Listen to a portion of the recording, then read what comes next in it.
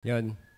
Sa mapagpala pong hapon sa ating lahat, unang-una nga po ako ay nagpapasalamat sa Panginoon sa patuloy nga pong kaligtasan na ipinagkaloob niyo sa akin.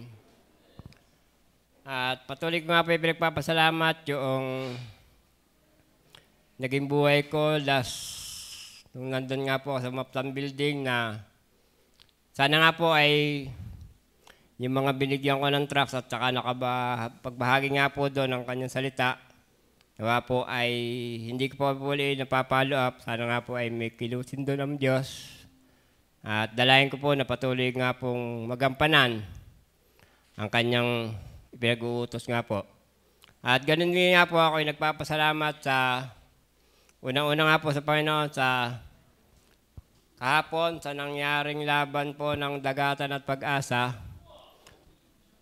Salamat po sa biyaya dahil nung ako po ay kami magkausap nung aking bisor, yung coach ng Pag-asa, sabi po sa akin, sabi ko, hindi naman kako pastor, basta pag-pray over mo ako.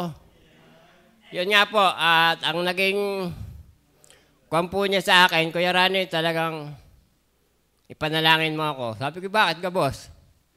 Basta ang dami kong iniisip, hindi ko maunawaan, hindi niya, parang kinukampo siya, yung parang anong tamang lingwahe doon, ginigiyagis nang hindi niya may paliwanag. Kasi nga po, siya po bali yung aming operation manager sa operation, sa planta, sa pier.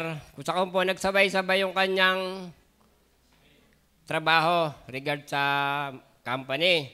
Tapos sumabay pa po yung laban nga ng basketball as in do or die. Sabi ko, Boss Warren, ano na, labanan ko niyan.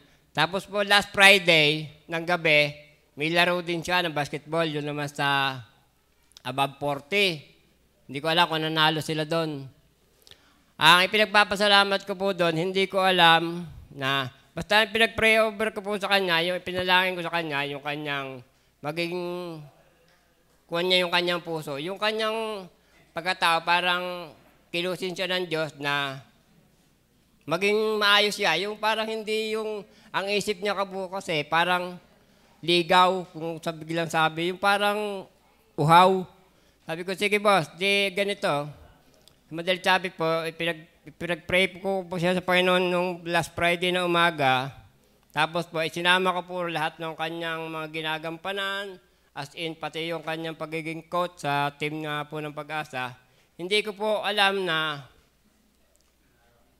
hindi ko naman po masasabing malakas ako sa Panginoon. Basta ang sabi ko po, gabayan siya, maging sa larangan ng sport.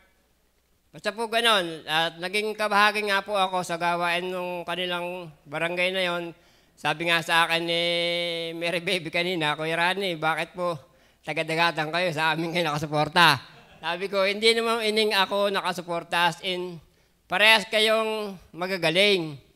Ang nangyari po kasi kagabi sa laban, parang last week po, tinambakan ng Dagatan ng Pag-asa. Unang-unang laban po, talagang tambakan sila. As in, humabol ang Pag-asa sa first game, sa unang laban. Yung padalawang laban, tinambakan naman ng Dagatan. Hindi nakapulgara ang Pag-asa. Sabi ko talagang kuwanto. Kasi panahon pa po nung una, talaga ang pagdating po sa basketball, Dagata at Pag-asa lagi ang naghaharap sa final. Matanda, bata. Kasi andyan po talaga yung mga pambato ng bayan natin. Na kaya ginanahan pa rin po sila, nagsalita yung ating mayor na may premyo. Bukod doon sa makukuha nila sa KFPJ, may premyo pa. Ang first ay 20, ang second ay 15, ang third ay 10, tapos yung fourth ay 5K. Parang as in, involved po ang pera. Pero sa biyaya nga po, andun po yung paggabay ng Panginoon.